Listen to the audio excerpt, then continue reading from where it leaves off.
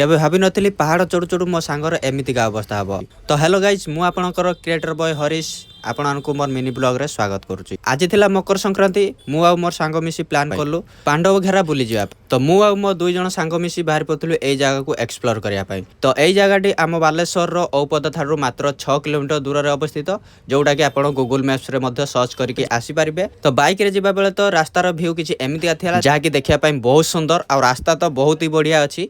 तो आमे जाई कि पहुंच जाइथिलु सेई जगह रे एवं किछि एमितिका व्यू थिला से जगह रो। तापर आमे बाहर पड़तिलु पहाड़ ऊपर को चढ़िया पई, काहेकि ना पहाड़ ऊपर ही मंदिरटी अवस्थित। प्रथम तो लगभग 1 किलोमीटर पर्यंत जंगल रे हमकु चाली चाली जिवा पड़ला एवं गला परे तापर आमे पहाड़ को चढ़िलु। तो पहाड़ बहुत ही ऊंचा एवं जहा कि पत्थर सहित आपनको उठिया पड़िबो। पाखापाखि 30 मिनिट पहाड़ ऊपर को चढ़िया परे आमर अवस्था पूरा ढिला हो जाइथिला। तो बहुत ही खरा कर सेति पई बहुत ही झाड़ बोइबा सहित बहुत ही अणनिश्वासी मत फिल होता। तथापि आमे हार मानिथिलु, पूरा ऊपर पर्यंत उठिलु एवं मंदिरटी मध्य देखा को लगिला। तो पाखापाखि 40 मिनिट लगिला हमको पूरा ऊपर पर्यंत पहुँचा पाई। आ ऊपर पहुँचला पर बहुत ही लोक थिले। आ देखि पार्थुबे किछि एमितिका व्यू थिला पहाड़ ऊपर पूरा टॉप रे। तो एठी जहा कि जगन्नाथंकर प्रतिमूर्ति पूजा पाउछंती मंदिर रे। तो जहा कि आमे भी मध्य लाइन लगे दर्शन कलु। आ व्यू किछि एमितिका थिला।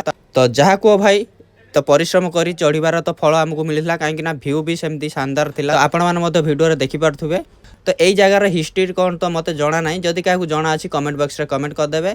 आ हाँ पेज को फॉलो कर रखिने। आगु मध्य बहुत सारा जगार एक्सप्लोर वीडियो आसीबो, आपण मध्य आम पेज रे देखा पाइबे। तो सपन रोची जय जगन्नाथ जय ओडिशा।